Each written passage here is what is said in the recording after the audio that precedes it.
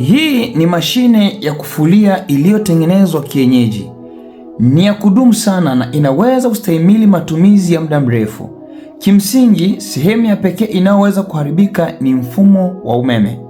Lakini hata ukipata tatizo kama nyaya kuungua au kuchemka, unaweza kurekebisha umeme na kuendelea kuitumia bila shida yoyote ile. Wamefanya pia tundu maalum ndani ya mashine ambapo maji hupitia na kutoka baada ya kufua. Cha kushangaza zaidi, mashine hii imetengenezwa kwa matofali ya kawaida na tiles, vitu ambavyo vinapatikana kirahisi.